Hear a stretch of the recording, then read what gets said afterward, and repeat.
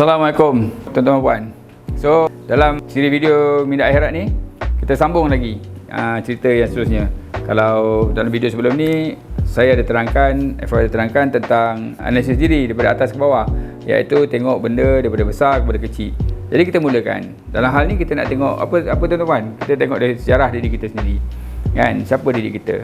Kalau kita fikir balik kan, katalah nama saya Ahmad Faizal bin Muhammad Yusof, Yusof bin Jamal, Jamal bin Muhammad Noor. Kalau kita fikir balik kan, moyang saya Muhammad Noor kan, saya kenal pun tidak.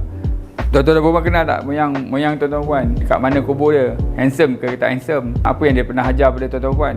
Kalau kita fikirkan balik, datuk nenek moyang kita tak banyak yang dia ajar pada kita. Tak banyak benda yang kita tak tahu. Contohnya kan, saya pasti moyang tuan-tuan puan tak ada ajar pasal saham kan, tak ada ajar pasal insurans, tak ada ajar pasal marketing dan sebagainya. Betul tak? Sebab kalau kita tengok kan, zaman tu ilmu tu sikit je. Sekarang je zaman teknologi maklumat ni yang ilmu telah bersepah-sepah. Tinggal kita je nak cari ilmu apa. Nak cari ilmu apa, cameraman ke, nak cari ilmu marketing ke, pemasaran ke, financial ke. Kan kita je, terpulang pada kita untuk mencarinya. Sebab apa? Sekarang ni bersepah. Kat YouTube kita boleh cari, kita Google je kita boleh cari. Ramai orang yang share ilmu-ilmu ni tadi kan. Jadi kalau nak cari ilmu Minda Akhirat, datanglah ke YouTube saya Minda Akhirat ni.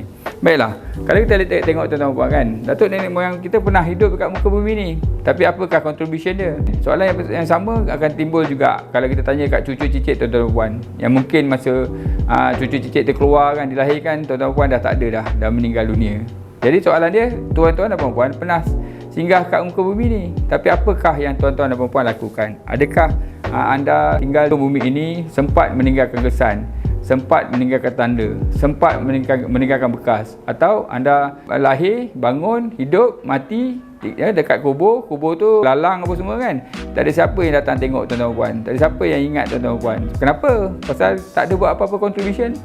Betul tak? Jadi alang-alang hidup biasa-biasa, baik kita hidup luar biasa lah.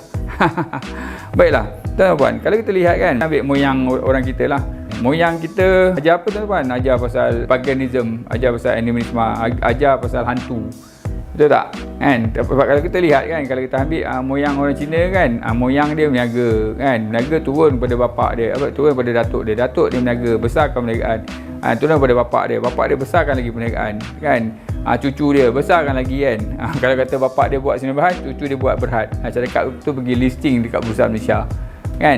Tapi kita buat apa? Yang moyang kita pula apa dia buat? Dia beritahu kat datuk kita kan, supaya kerja kerajaan supaya apa? Supaya dapat pencen lah.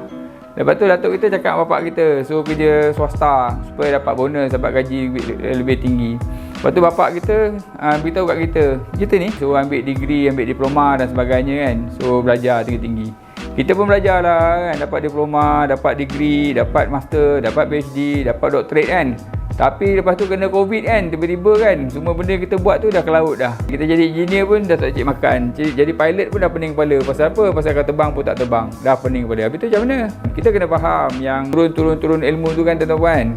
Kita di zaman ini kan, kita yang kena bawa perubahan tu tadi. Kita kena fikir apa yang kita boleh buat untuk kita kembangkan lagi tamadun kita sendiri, tamadun Melayu tu sendiri kan. Kalau kita tak mencipta, kalau kita tak buat apa-apa kan, apa pun tak jadi tuan-tuan. Kita akan sambung terus-terusan jadi tamadun yang tidak berilmu, jadi tamadun yang tidak membangun, jadi tamadun yang terus-terusan duduk di tempat yang sama.